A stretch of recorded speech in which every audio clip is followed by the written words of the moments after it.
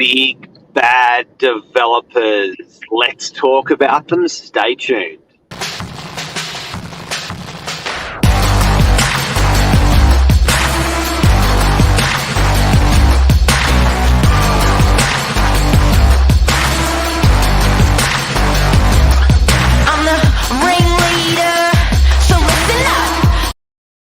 Good morning, everyone. Welcome to Morning Minutes. Myself, Michael Bergio, Mark Novak, episode 562. This morning, we're going to be talking about why do developers, builders get such a hard time.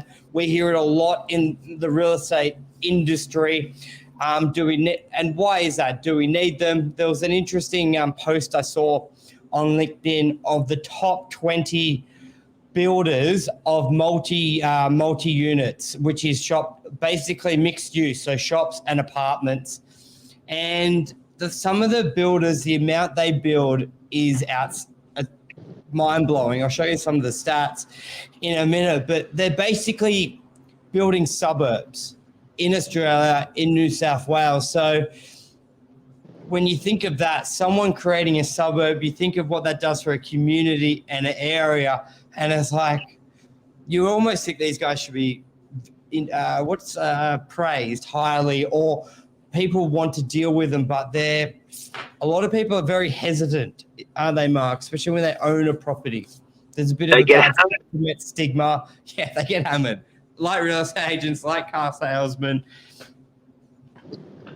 And you know what? It's people love to hate, and unfortunately, Burge, these are big numbers that these guys are building. Like, they're building stuff to the masses, and when you do that, I guess you're you're more of a target for something going wrong. Do you know what I mean? Like, but they're huge numbers. Like you said, they're cities these guys are building.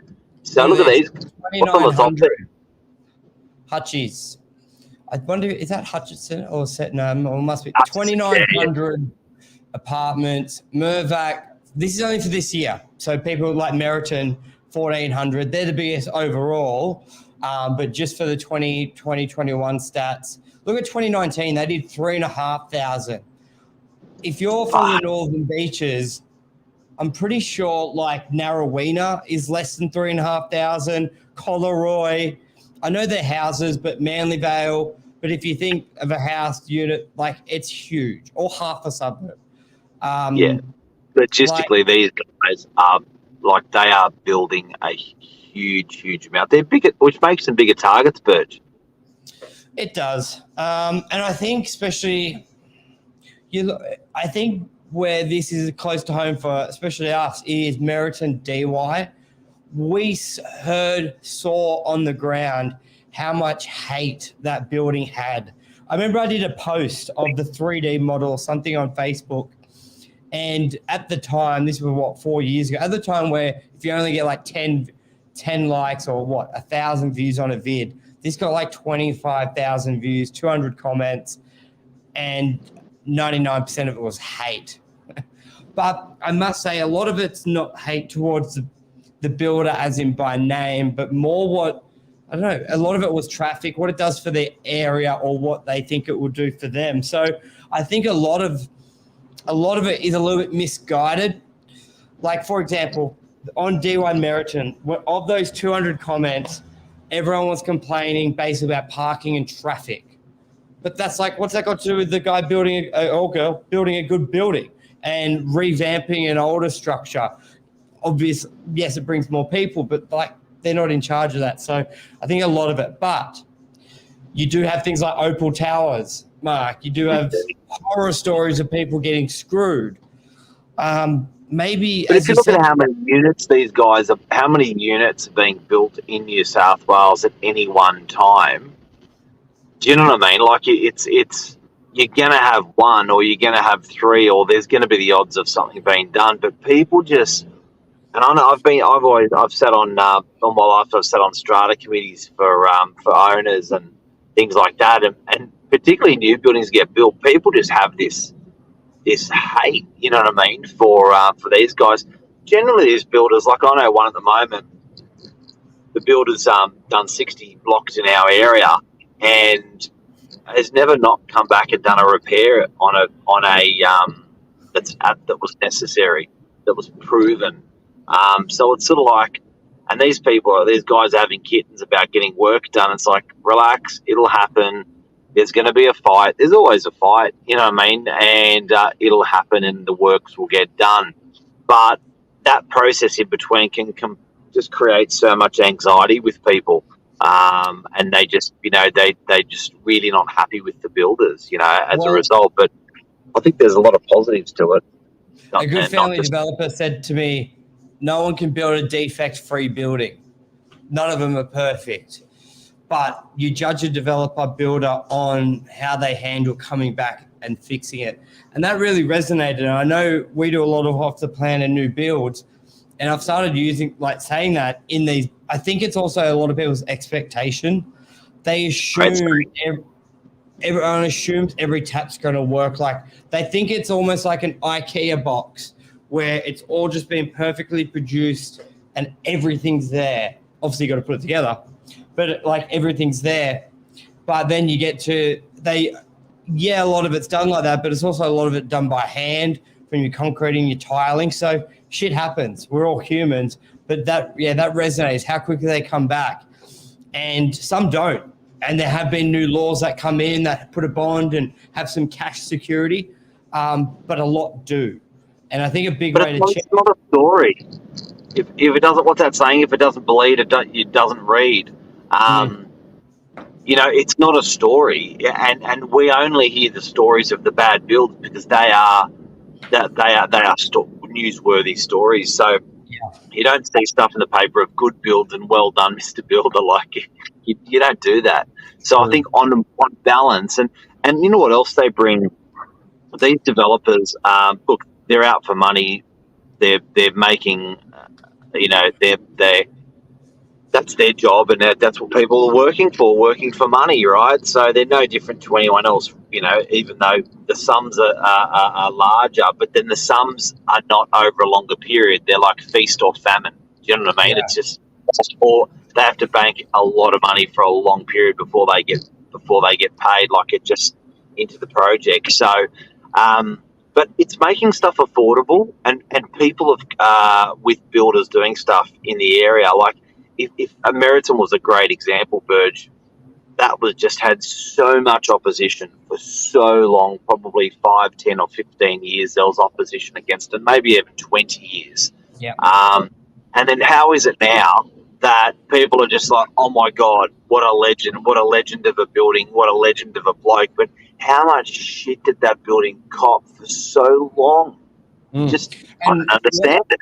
What you said about affordable, some people think the new product's going to be affordable. It makes it's like a new car. When a new car comes out of the BMW, it's the most expensive. But what does it do? It makes the older models cheaper. So a lot of people look at, say, a boarding house or anything that's supposed to, when people say affordability, they're like, that one bedroom is the most expensive one bedroom. Yes, but now there's not as much pressure on the other one bedroom. So I think a lot of it is misconceptions, education. There's bad eggs, there's bad teachers, there's bad cops, there's bad agents, there's bad everything. But I think sometimes it's almost like what you said before, they're big targets. They get a lot of attention. It will read headlines, dodgy builder builds shit building. Like it will grab. Good builder builds great building won't. Even if you look at Opal Towers, in that year, there would have been 40,000, 30,000 apartments built or 15,000 buildings. And you've heard 1, 2, 3. So it's not like there's a lot. That affordability one's a powerful one, though. That affordability one, what you mentioned, is powerful because people, you're absolutely right. People chuckle when they hear that, Meriton's building an affordable product. But what it puts into the grid for rent and what it puts into the grid for sale in that area helps as a release valve for the remaining properties in that local area to stay a little bit more affordable. I don't think a lot of people think of it that way. No. It's a really important thing. Maybe try and think of it best as a car. When the new model comes out, puts a bit of a lot of people wait for that. They're like, well, wait for the new model to come out. People trying to offload their secondhand one. I'll pick that up at a good buy. You've got to think of that like property. Sometimes when people, hear the affordable, they're building units to make apartments affordable. They look at the brand new stock and go, that's the most expensive stuff. It's like, well, it's brand new. Or if you look at a great car or great something where the model discontinues, it then puts pressure on the existing price to go up.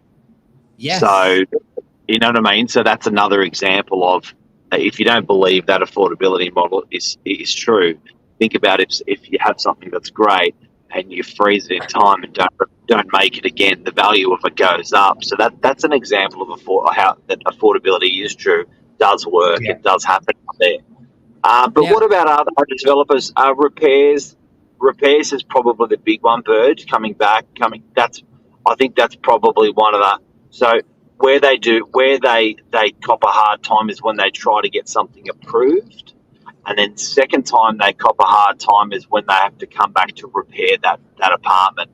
They're probably the two areas that are most damaging in the development life of building a building. It is, and a third when they're trying to buy you. I think also where people just under that as well is the initial dealings when a developer, when an agent's not in the picture, sometimes with an agent, but when someone's trying to release their farm and a developer's buying it, people just think they don't understand the process. They are afraid to get ripped off. Sometimes they do. Sometimes a developer is not, think of it this way.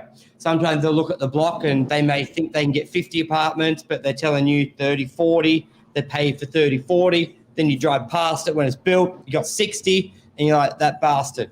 Like, that's where it can, but that's up to people educating themselves, aligning themselves with their own planner and that, but it does cost money. A lot of people, the amount of times I've spoken with clients who are pissed off at a builder or worried, and I say, well, go get your own architect planner. It'll cost you $5,000, $10,000, and you'll know. Like, no, I'm not. Well, you're listening to the person who wants to buy it. Obviously, there's a fine line. Just like when you buy a property, a buyer wants it at the cheapest, seller wants it the most expensive. You've got to find that middle ground that you're both happy.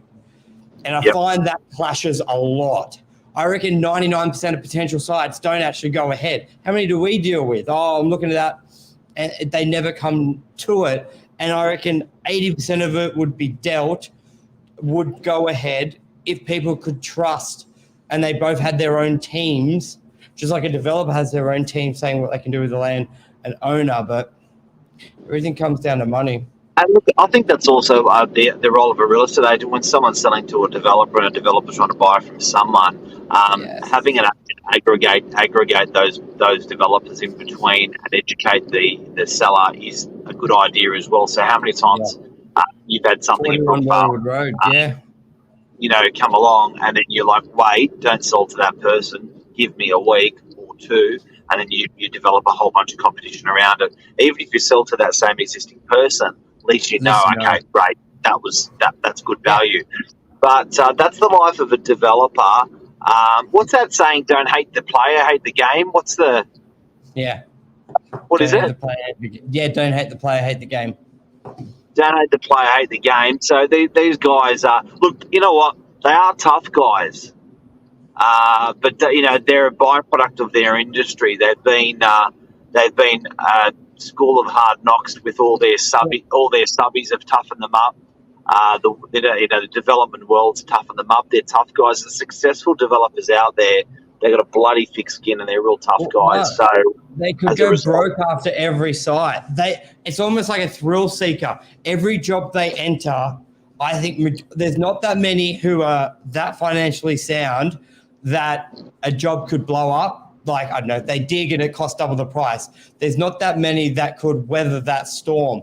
They are financial thrill seekers. Yes, some people can hate the potential profit they go into, but could you imagine going into your job knowing you could get paid that hour, or you could also not get paid that hour and lose everything you've earned since you worked there, or even before? Not uncommon.